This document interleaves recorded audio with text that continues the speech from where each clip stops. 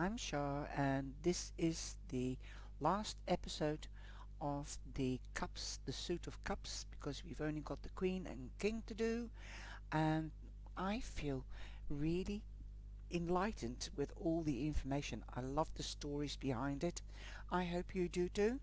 And of course, we'll be going on to the next suit, which is the ones after this.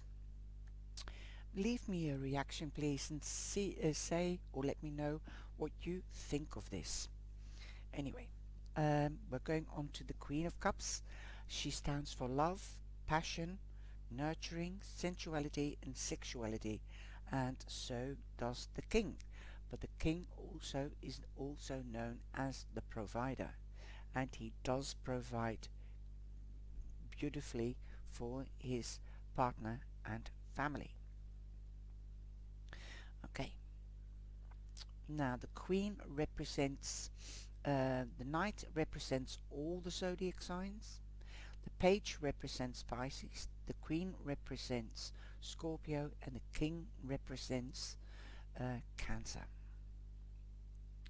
Okay, here we go.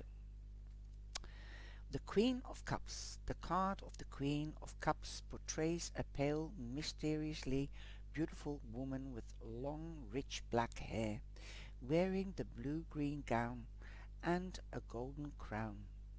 She is seated on a golden throne, whose arms are engraved with golden snakes. Her robes trail into the deep blue pool at her feet. In one hand she holds the golden apple, in the other the golden cup, into which she peers with a look of profound concentration. Behind her, beyond rich green fields, can be glimpsed a deep blue sea beneath the vivid sky. It's just there in the corners. Cups. Here is the card of the Queen of Cups.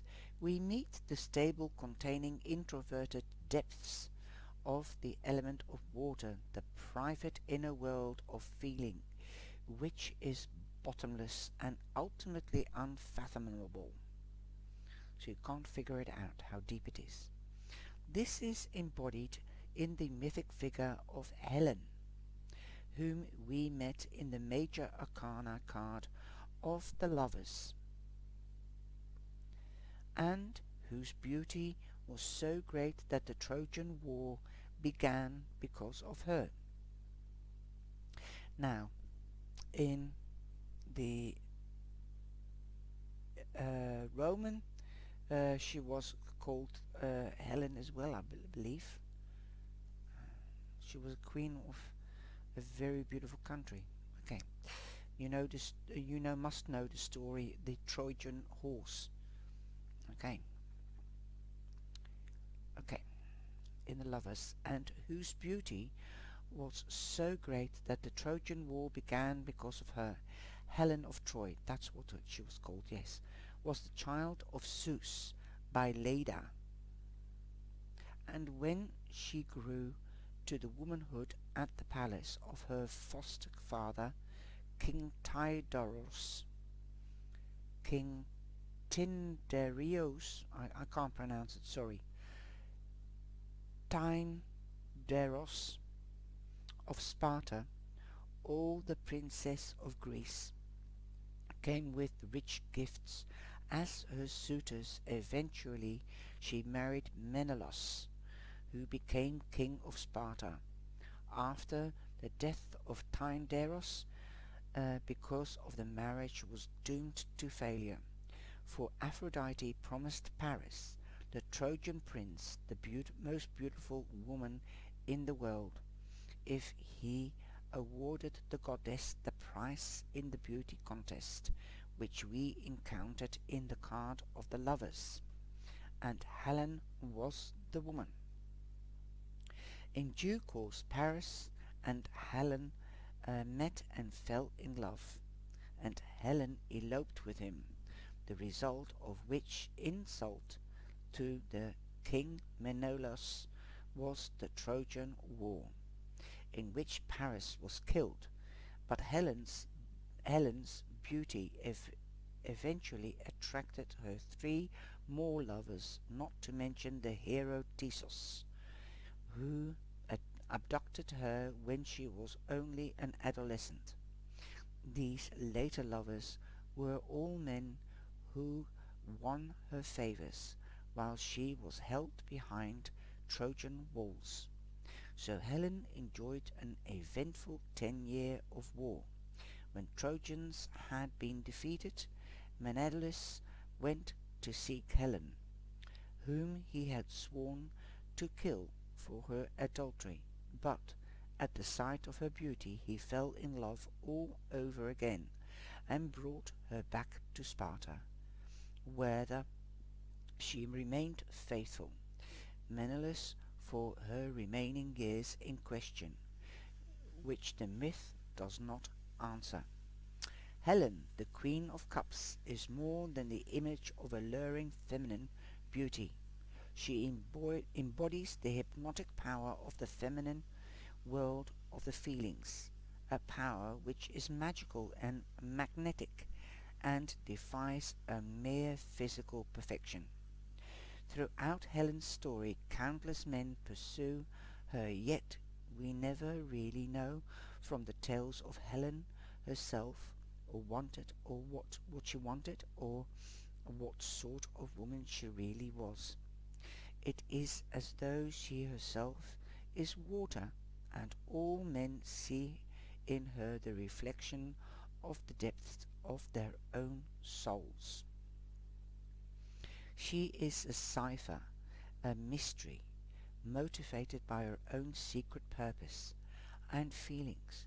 She might be taken as a whore, since she apparently offers her favors to so many men, some of them in enemies of her own homeland. Yet we are left with the feeling that passionate, though my, uh, though she might be, Helen does nothing that she does not wish to do. Even her choice of husband is indeed a free choice, for in the story she indicated her favouring of Menelaus by placing a wreath on his head, an unusual thing for a woman of that time, who was usually forced to marry whomever her father or brothers wanted her to. When she tires of a Menelaus, she fearlessly pursues her great love adventure with Paris, rather than resorting to coy clandestine meetings.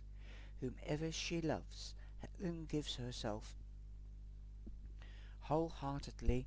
She conquers men without trying, because she is the embodiment of all the secret unconscious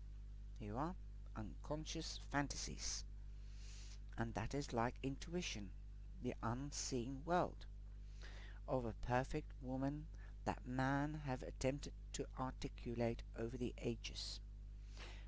The figure of Helen is both virginal and harlot, a calculator and a victim.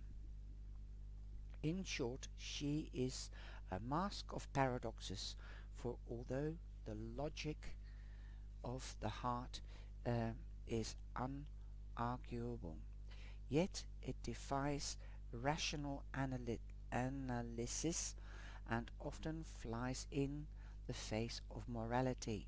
The Queen of Cups is elusive as a character, yet she stirs up trouble wherever she goes, ac- activating the depths in others, and in arguing action and conflict without doing anything at all.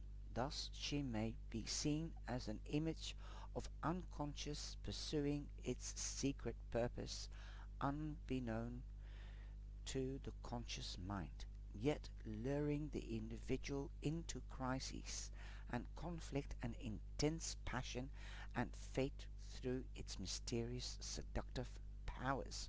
Woo! Magic, this is Hollywood stuff. Um, I love it, I love it. When the Queen of Cups appears in a spread, it is time for the individual to encounter the deep, unknowable, paradoxical world of feeling in himself and herself, or herself. The Queen of Cups may enter one's life as a mysterious hypnotic woman, not necessarily overtly seductive, yet strangely disturbing, and a catalyst for the emerging of the deep feelings and fantasies which have previously been hidden from awareness. She may appear as a beloved or as a rival, but either way such an encounter is not mere chance. It is rather an augury for the emergence of these soul qualities within the individual, for the woman who is unaware of the Helen in herself and identifies with the maternal and practical side of femininity. The Queen of Cups implies that it is time to meet her, even if the catalyst is the other woman. For the man who is unaware of the depths of his own soul and bases his reality on rational thought and create facts, the Queen of Cup heralds a deepening and development of the inner life, whether or not the catalyst is actually a woman. There again, saying it doesn't matter whether you're man or female, you can be the Queen of Cups. Now, we're, we're moving away this way constantly, so I'm sorry about that. Let's see. Right. No. Now, we are going on to the last card, the King of Cups. Now, he looks quite handsome. I love men with the beards. I think they're beautiful. Some people say a man that wears a beard has something to hide. Well, I don't think so. It sometimes enhances status and power. It's something regal. King of Cups. Sorry. The card of the King of Cups portrays a pale, black-haired and black-bearded man with a large sympathetic dark eyes, dressed in a deep blue robe and wearing a golden crown. He is seated on a golden throne whose arms are engraved with golden crabs.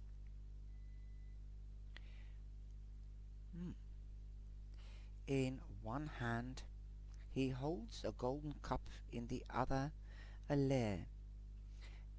At his feet seems descend to the water of the harbour, out of which the crab can be seen emerging behind him. Beyond promontory of land on which his throne stands, a turbulent sea can be glimpsed. Now, usually they say, and especially with cartomancy, that the King and Queen of Water have light hair and blue or grey eyes. Okay, because of the blue of the water. Okay, I reckon. Here is the card of the King of Cups. We meet the active, dynamic dimensions of water, which overtly seeks to form relationships and even to guide and help others. This is embodied in a mythical figure of Orpheus, the singer who was both priest and healer. There you go, priest and healer, spirituality and empath. Right, beautiful. Yet whose own story is sad and lonely, although he brought comfort to his fellows. Orpheus was the son of the Thracian king Orgurus and muse Calliope, and he was the most famous poet and musician who ever lived. Apollo presented him with a lyre, and the Muses taught him its use, so that he not only enchanted the wild beasts, but made even the trees and rocks move from their place to follow um, the sound of his music. He joined the Argonauts on their quest for the Golden Fleece, and his music helped them to overcome many difficulties. On his return he married Eurydice and settled in Thrace. But his life was not destined to be happy. One day a man tried to assault Eurydice and the valley of the river Peneus. As she trod on a serpent as she fled and died of its bite. But Orpheus boldly descended into the underworld, hoping to fetch her back. He not only charmed the ferryman Charon, the three-headed dog Cerberus, and the three judges of the dead with his plaintive music, but temporarily suspended the tortures of the damned, and so far soothed the dark heart of Hades, that he won leave to restore Eurydice to the upper world. But Hades made one condition, that Orpheus might not look beyond him until she was safely back in the light of the sun. Eurydice followed Orpheus up through the dark passages, guided by the sound of his lyre.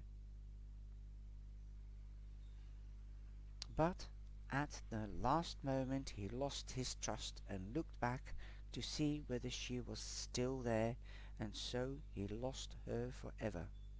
Oh, what a sad story. I think a lair is a familiar, and I think that's the familiar of the king. I don't know everything though. After this, Orpheus took up the role of a priest, teaching the mysteries and preaching the evil and sacrifice murder to the men of Thrace. But the god Dionysus grew jealous of him because his fame spread and men became to worship him as though he were divine. The set him mad. God set his mad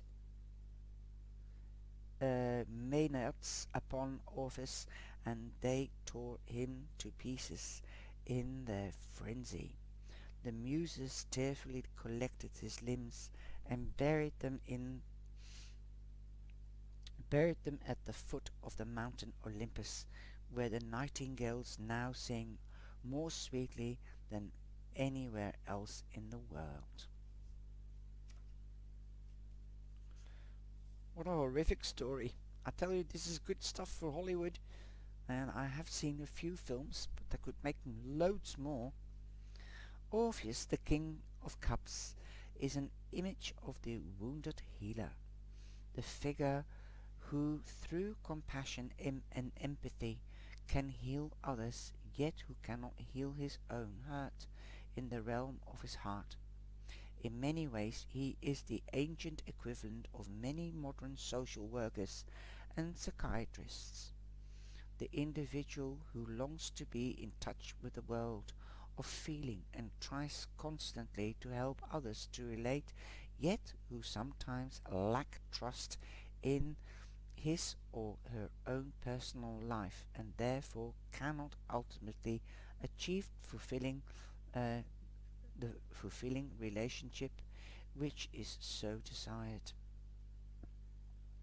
The King of Cups places human relationship and human love above everything, and will go to great lengths to initiate and preserve his emotional contact, yet he remains conscious, uncomfortable, and must keep looking back to see whether uh, what he has initiated in this behind him still intact. Thus he often loses the very thing which he most desires. This figure is deeply paradoxical, and though the element of water, which is in many ways the image of the feminine world of feeling, sits uncomfortably with the masculine and the dynamic image of the king.